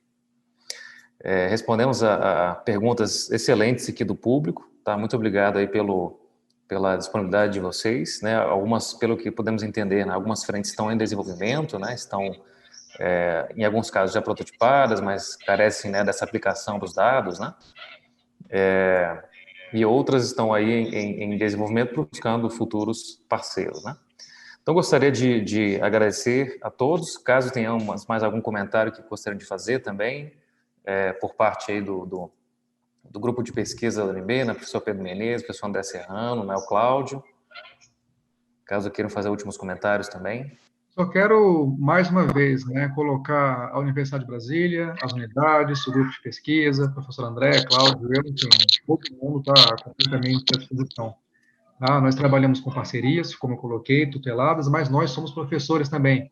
Tá? Então, precisamos de alunos de mestrado, especialização, doutorado, que venham trabalhar conosco essas ideias todas.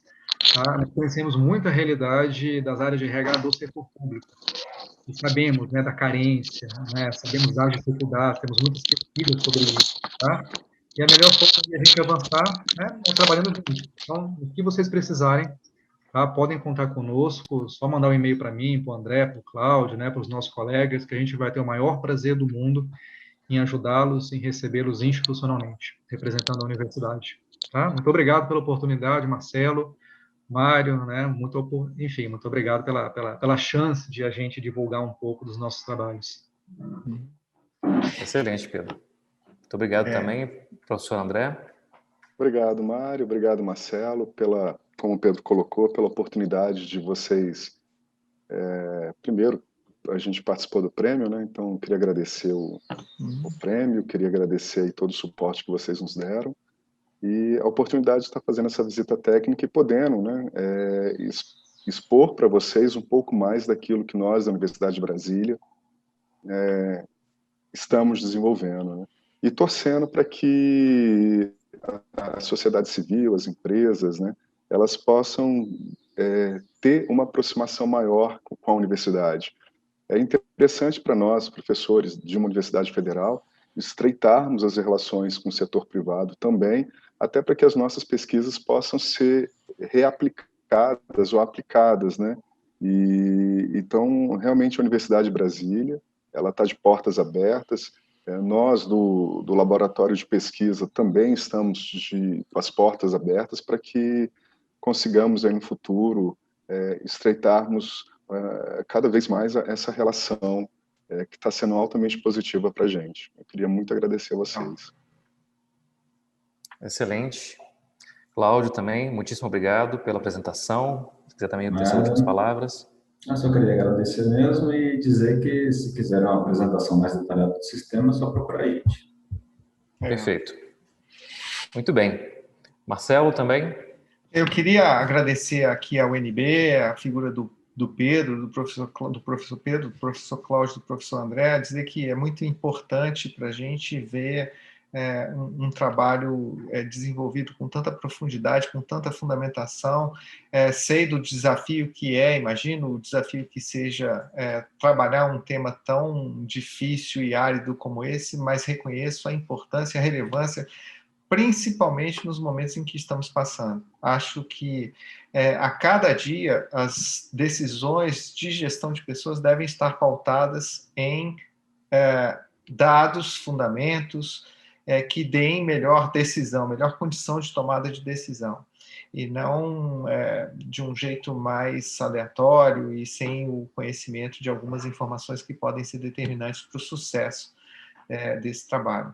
E compartilhar uma experiência tão profunda como essa que vocês estão fazendo para nós da BRH é um orgulho, e dizer que esperar que isso gere muitos frutos para todas as empresas que estão aqui nos assistindo e para vocês também. Muito obrigado aí pelo apoio de vocês.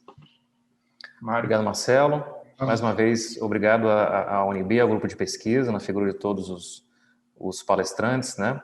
Professores aqui presentes, obrigado a todo o nosso público que nos assiste pelo YouTube, né, os nossos associados, né, parceiros, e agradecer mais uma vez também aos nossos patrocinadores, no Grupo Elo Seguros e Benefícios, a Fundação Getúlio Vargas, né, que estão sempre conosco, viabilizando, né, esse trabalho todo feito pela BRHDF, em outras frentes também, como o grupo de estudos, né, Fórum de Líderes, o próprio Encontrar, nosso congresso anual, que é onde essas experiências, né, aqui trazidas hoje pela UNB são, né, avaliadas, são reconhecidas e trazidas a público, né, corroborando com a missão da BRH e também compartilhar conhecimentos de gestão de pessoas, e a própria UNB também, naturalmente, em avançar, né, nos temas das suas áreas de pesquisa. Então, é É uma satisfação muito grande para todos nós podermos ter eventos como esse, ainda nesse contexto de pandemia, né?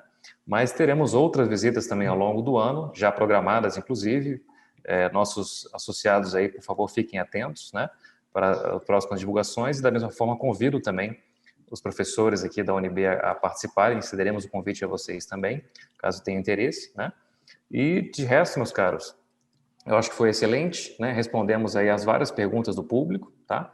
E outros aqui já solicitaram contatos de vocês, então eu vou depois combinar com o Pedro a melhor forma de fazer isso de maneira institucional, para não, digamos, ter uma avalanche aí de contatos por canais que vocês, né, eventualmente não consigam administrar, então para facilitar para vocês, tá?